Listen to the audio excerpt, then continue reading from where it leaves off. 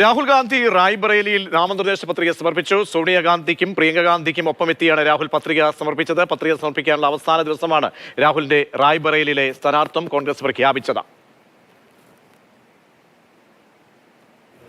അർജുൻ പീതാംബരനുണ്ട്. അർജുൻ, പ്രധാനപ്പെട്ട നേതാക്കൾ സോണിയാഗാന്ധി അടക്കം പ്രിയങ്ക ഗാന്ധി ഉൾപ്പെടെ റോബർട്ട് വദ്രയും ഉണ്ടെന്ന് തോന്നുന്നു. എല്ലാവരുമാണ് ഈ പത്രികാ സമർപ്പണത്തിലേക്ക് എത്തുന്നത്. റായ്ബറേലിയിൽ രാഹുൽ ഗാന്ധി എത്തുമ്പോൾ എങ്ങനെയാണ് പ്രവർത്തകരുടെ ആവേശം? പ്രതീക്ഷ വലിയ വരവേൽപ്പ് തന്നെയാണ് രാഹുൽ ഗാന്ധിക്ക് റായ്ബറേലിയിൽ ലഭിച്ചിരിക്കുന്നത്. പ്രധാനപ്പെട്ട കോൺഗ്രസിൻ്റെ നേതാക്കൾ എല്ലാവരും, അത് മല്ലികാർജ്ജുൻ ഖാർഗെ, സോണിയാഗാന്ധി, പ്രിയങ്ക ഗാന്ധിയുടെ ഭർത്താവായിട്ടുള്ള റോബർട്ട് വദ്ര, അതുകൂടാതെ ജനറൽ സെക്രട്ടറി KC വേണുഗോപാലും അതിനോടൊപ്പം മുൻ രാജസ്ഥാൻ മുഖ്യമന്ത്രി അശോക് ഗെഹ്ലോട്ട് ഉൾപ്പെടെയുള്ളവരാണ് രാഹുൽ ഗാന്ധിക്കൊപ്പം തന്നെ ഈ സ്ഥാനാർത്ഥി പത്രിക സമർപ്പിക്കുന്ന സമയത്ത് ഉണ്ടായിരുന്നത്.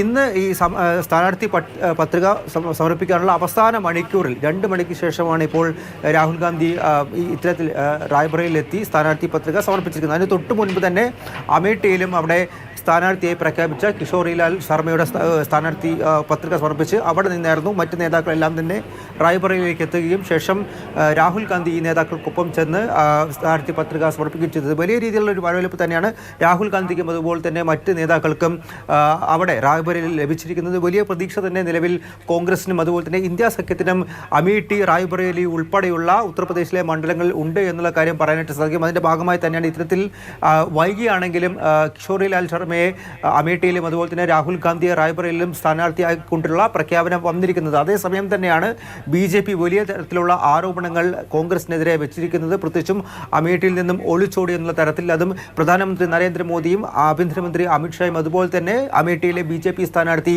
സ്മൃതി ഇറാനിയും ഉൾപ്പെടെ രാഹുൽ ഗാന്ധിക്കെതിരെയും കോൺഗ്രസിനെതിരെയും ഇത്തരത്തിലുള്ള ആരോപണങ്ങൾ എന്തായാലും വെക്കുന്നുണ്ട്. പക്ഷേ സഖ്യ പാർട്ടികൾ, ഇന്ത്യ സഖ്യത്തിൻ്റെ മറ്റ് കക്ഷികളുടെ ഒരു ആവശ്യമായിരുന്നു ഉത്തർപ്രദേശിൽ രാഹുൽ ഗാന്ധി മത്സരിക്കണമെന്നത്. അതോടൊപ്പം തന്നെ ഉത്തരേന്ത്യയിൽ നിന്നും ഒളിച്ചോടിപ്പോയി എന്നുള്ള ഒരു വിമർശനം, അതിന് രണ്ടിനും ഒരു മറുപടി നൽകാൻ എന്തായാലും കോൺഗ്രസിന് ഈ നീക്കത്തിലൂടെ സാധിച്ചിട്ടുണ്ട് നിലവിലെന്ന് പറയാനായിട്ട് സാധിക്കും. ശരി, അർജുനാണ് വിവരങ്ങൾ ഡൽഹിയിൽ നിന്ന് നൽകിയത്. രാഹുൽ ഗാന്ധി റായ്ബറേലിയിൽ പത്രിക സമർപ്പിച്ചു.